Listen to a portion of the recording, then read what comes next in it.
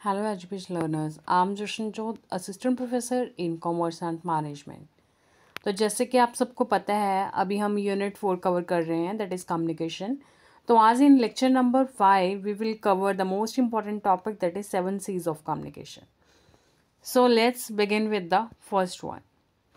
7 C's of communication है जो ये रिप्रेजेंट करती हैं different attributes of good communication, whether verbal or written. So, as per these 7 C's, the first one is clarity. The message should be clear and easily understood by the receiver. Clarity क्या बताती है communication की 7 C's में? First C है, बहुत important है, that is clarity.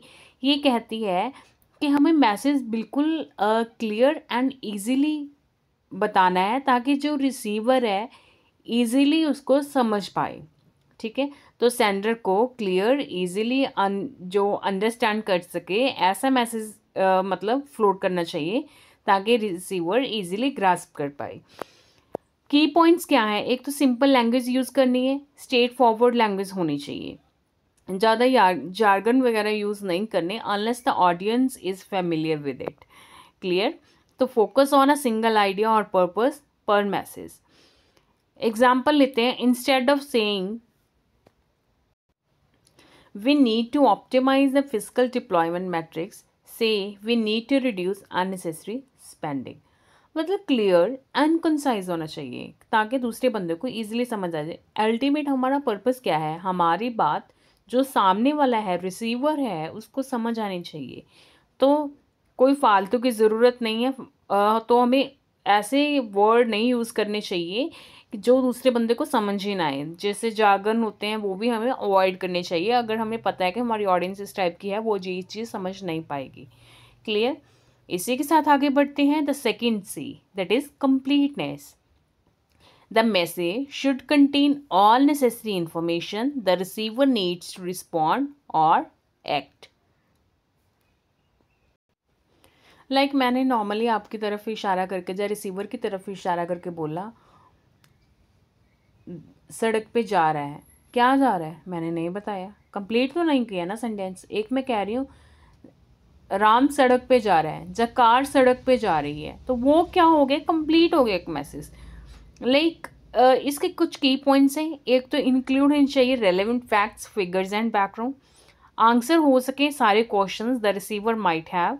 Example, if you are inviting someone to a meeting include the time, date, location, agenda and contact detail. मतलब full fledged information होनी चाहिए आपके मैसेज में, कंप्लीट होना चाहिए. आपने इन्विटेशन दे दिया और बताया ही नहीं किस टाइम आना है. मान लो आपको शादी का इन्विटेशन आ गया, कार्ड पे टाइम लिखा ही नहीं हुआ. अब आपको क्या पता शादी दिन की है शादी रात की है. Clear? The third is coherence. The message should be logical and well organised so that it makes sense as a whole. तो ये बहुत इंपॉर्टेंट है.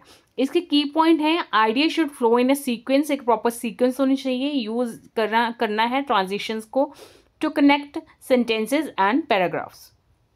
एग्जाम्पल लेते हैं. जब कोई कंसेप्ट को समझा रहे हैं, एक्सप्लेन कर रहे हैं, तो इंट्रोड्यूस करना है सबसे पहले idea, then explain it, then give examples in a logical order. हमने ये लेक्चर जैसे फ्रेम करा है, तो ये क्या हो गया? Coherence. Clear? Then the next is conciseness. Conciseness बहुत इंपॉर्टेंट है. कम्युनिकेशन ऐसी होनी चाहिए कि मतलब गागर में सागर बनना है. ठीक है, विद फ्यू वर्ड्स हम क्या कर रहे हैं, एक अपना ज़रूरी जो मैसेज है वो दे रहे हैं और हम उसका मीनिंग है वो भी डिस्टॉर्ट नहीं कर रहे. क्लियर? की पॉइंट्स हैं. एक तो अवॉइड कर देते हैं रिडंडेंट वर्ड्स को, अननेसेसरी रेपिटेशन को. ब्रीफ होता है, छोटा होता है बट कंप्लीट होता है. ठीक है, एग्जाम्पल लेते हैं. Say please reply by Monday. Instead of it would be greatly appreciated if you could get back to us by the end of the day on Monday. तो ये तो कुछ नहीं हुआ भाई. एट द एंड मुझे चाहिए कि मुझे रिप्लाई चाहिए बाय मंडे. तो क्लियर कट कहो ना, please reply by Monday. Clear? That is conciseness. The fifth is consideration. Show empathy and respect for the receiver's view point, feelings and background. तो positive language use करनी है. Adapt करना है message to the audience needs, knowledge and expectation. Instead of saying you failed to meet the target, ये तो negative हो गया ना। ये कहने के बजाय हमें क्या कहना चाहिए, let's discuss how we can meet the target next time. Clear?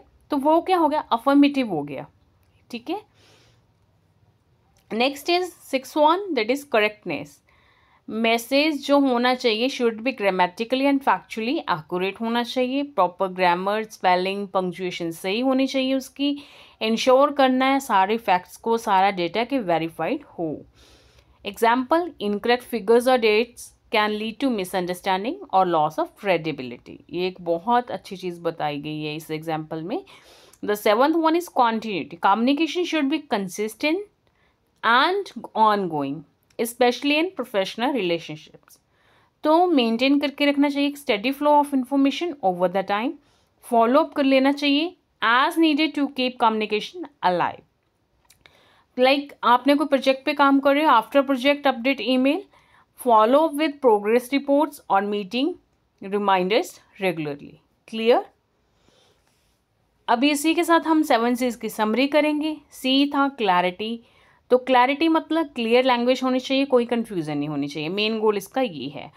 तो कंप्लीटनेस में मेन फोकस क्या है, फुल इन्फॉर्मेशन हो। गोल क्या है, ऑल क्वेश्चंस आंसर। ठीक है, कोहेरेंस क्या है, लॉजिकल स्ट्रक्चर है, इजी अंडरस्टैंडिंग, मेन गोल है इसका। Conciseness, brevity, save time, avoid redundancy. Consideration, audience centre, build rapport, show empathy. Correctness, accuracy, build trust, avoid errors. Continuity, ongoing communication, maintain करता है engagement and relationship. तो continuity का main goal है क्या, कि हमें इंगेज रखना है अपने रिश्तों को और रिलेशनशिप अच्छे से बिल्ड करके रखना है। Clear? So that's all for the today. Thank you so much. Keep learning, keep growing. So don't relax, revise, reflect and rise.